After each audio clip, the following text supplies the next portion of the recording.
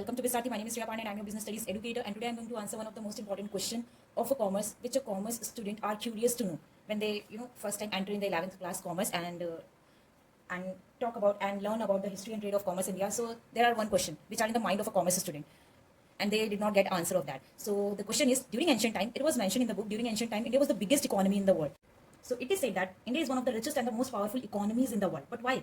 Because India produced so many valuable good things at that time, and they exported that goods. Means India is trading goods like spices, black pepper, cardamom, turmeric, and so many things. Apart from that, cotton clothes, silk, gemstones, and handicraft material are there in India, which we traded. And foreign countries like Rome, Egypt, China, Arabia, they came to India for a trade.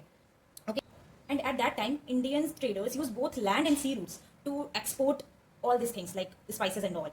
And there was a famous route which called Silk Route to connect with the rest of the world. So why it is called Silk Route? Because silk was the most famous and valuable item traded on this route, and this silk came from the China, where silk was first made. And the second one is maritime route. It was the route through water, where goods were exported through waterways. Our agriculture was so strong. Our people were skilled in art, metal work, handicraft material, and even our peoples which are living in village, they were self-reliant, meaning they could produce most of the things they wanted or they needed. Because of all these, India had a large share of world wealth for thousands of years before British rule. Okay, that's why many historians say that the ancient India have had the biggest economy in the world.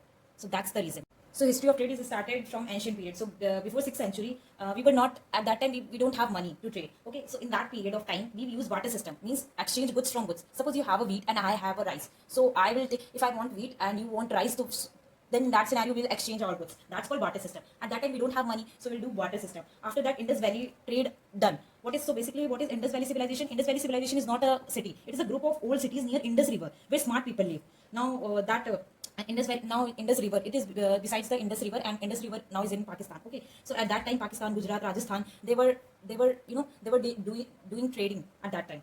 Not one city, it is a group of smart cities with proper roads, crafts, farming. Actually, they were rich. They were all the facilities available at that time. Okay, and we use at that time bullock carts, boats to move goods from one place to another. Cities like Mohenjo-daro, Harappa were traded at that time. Now Mohenjo-daro and Harappa that cities are still present, but now it is not in India. It's present in Pakistan. Okay, goods were like cotton, grains, spices, gold. That's what traded through this route. Okay, after that, emergence of trade markets. Emergence of market cities like Varanasi, Ujjain, Madurai. They are doing, they are taking participates, like they are making handmade products also. Local markets were established. They were called mandis and huts. And huts are like basically a weekly market, and mandis are like agriculture markets where we sell agriculture products. And the traders were at that time Seth and Banyas.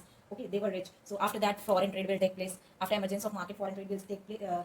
Foreign trade take place at that time. And there were two routes. I already told you that there were two routes: Silk Route and Maritime Route. And with that route also, we exported our goods like spices and gold, grains, cottons. That's all. And after foreign trade, Mughal period came, and it's a medieval time. It's a growth of handicraft. Their growth of handicraft started, and cities like Agra, Delhi, Lahore, they are called trading cities. And at that time we were trading handicrafts, goods, carpets, jewelry. At this time, during Mughal time, our trade is increased.